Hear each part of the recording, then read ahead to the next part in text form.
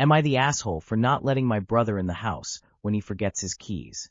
My brother is 15, almost 16, and I, 18F, live with him and my parents.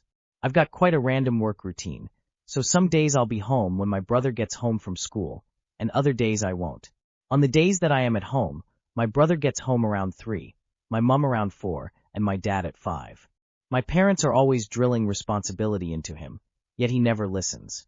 He never tidies up after himself, leaves every light on in the house, doesn't lock the door when he leaves, and also forgets his keys. When I am at home, he forgets his keys most days, which, if it was a normal person, I'd be fine to go open the door to him. But because it happens at least twice every week for around 2 years, I am sick and tired of it, and I've started to not let him in. This means he usually has to wait outside until 4 when my mom gets home to let him in.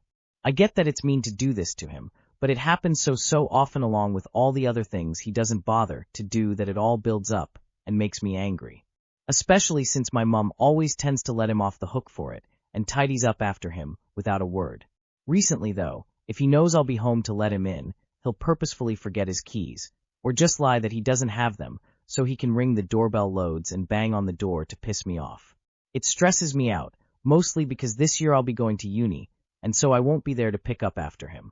Anyways, like I said, my mom always lets him off, and tends to put the blame onto me.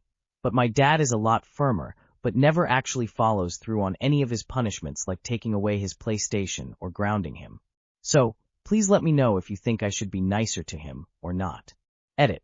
I think I should add that he's been calling me B_TCH and C_NT and telling me to shut up whenever I ask anything of him, even just simple things, not telling him off or anything. It really makes me upset because he's been doing it for a while, and when I do tell my parents that him calling me names like that upsets me, they don't do much, and he carries on. Hence why maybe it seems like I'm ironically a bit of a B_TCH for not opening the door for him. The way he treats me makes me a lot less tolerant of small things like that, which is stupid and immature, I know, but the way he acts towards me makes me feel horrible about myself. Make a point of being out at 3 p.m. every day for a week, and see what happens. Tell him that neither bitches or CNTS have opposable thumbs with which to open a door for him. Why don't you go out, library, etc., on the days your brother is expecting you to be in if he's deliberately forgetting his keys and doesn't know you won't be there? He might start getting the message that he needs to be more responsible. Am I the asshole for losing it after my sister ate the only food I'd saved for myself? I already know it won't come out looking great, but I have a reason. I, 22 TM, live with my mom, stepdad, and my younger sister, 13F. Money's tight for me right now, but I spend part of it to pay for half of my household's groceries. Everyone in my house buys about the same stuff every month, but there's one thing only my sister and I knew about: a Nutella hidden in my closet. It's hidden because my mom is very strict, including food. Once a week I eat about 2 spoonfuls along with popcorn, watching movies or videos, and it's almost a routine. The day before I get out of holiday vacation, I open the closet and take the Nutella, and half of the container was gone. Not a little bit eaten, not moved, half. I ask my sister and she casually goes, "Oh yeah, I ate it." It was not the first time she ate it. My mind started building up thoughts about how it wasn't enough to share the bedroom, bathroom, TV, half of my gadgets, my socks, my towel, even my clothes, but no, she had to also take something I hide in my closet on purpose. I lost it. I rambled about how that was one of the only things I could have for my own, how I'd told her before not to touch my food, how I value my personal stuff. She looks at me with boredom and says, "Calm down, gang." I was on my period. I let out a big yell, and we don't talk the rest of the day. I snapped and said she doesn't respect me yet, which was something she has already said before, and that she's selfish. Now everyone's acting like I'm the villain who screamed over a container of Nutella. So, am I the asshole? Not the asshole. I hate when people purposely eat things that are very clearly hidden for a reason, lol. Not the asshole. I don't think it's the Nutella, but the constant pushing and breaking of boundaries, and the fact that she feels entitled and you are feeling disrespected. Not the asshole. Change the hiding spot.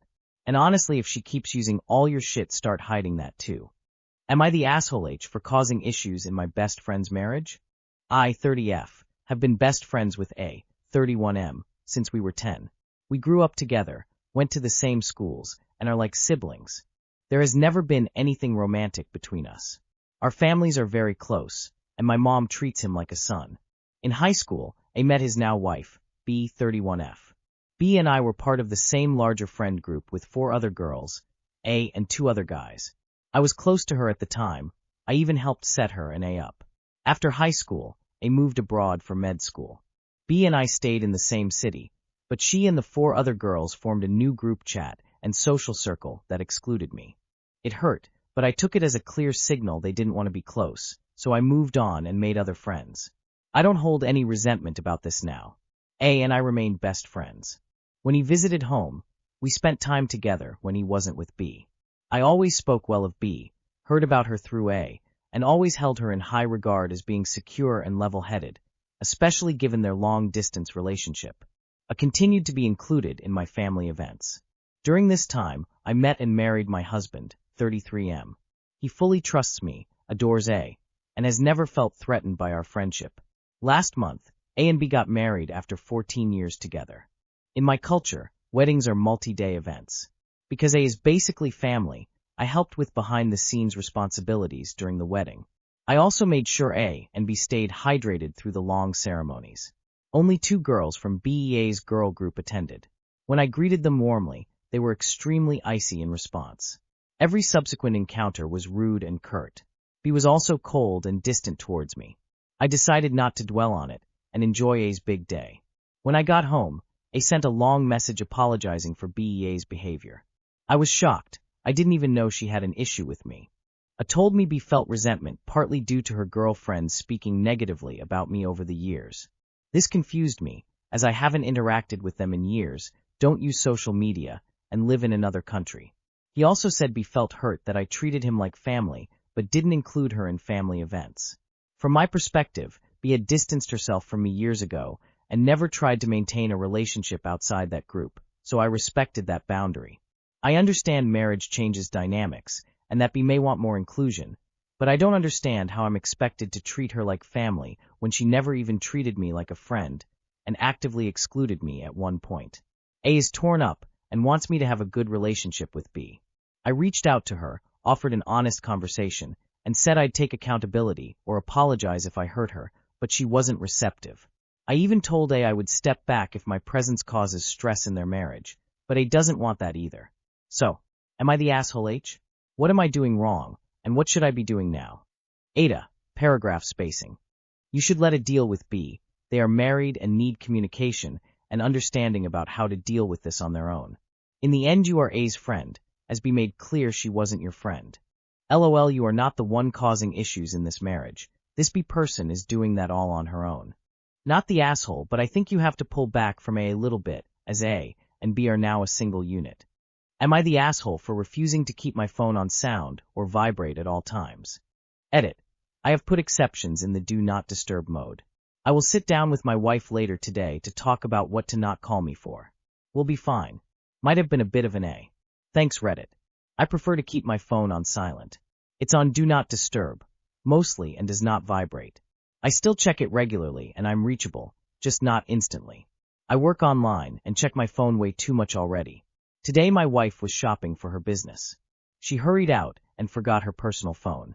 She called me. I missed the call and called back 10 minutes later. This situation came up years ago with my older brother, who felt it was disrespectful and irresponsible. We disagreed and moved on. But I was also bad at answering texts back then. That has changed. They mostly just wanted an answer in an acceptable time frame. Haha. Now it's come up again with my wife.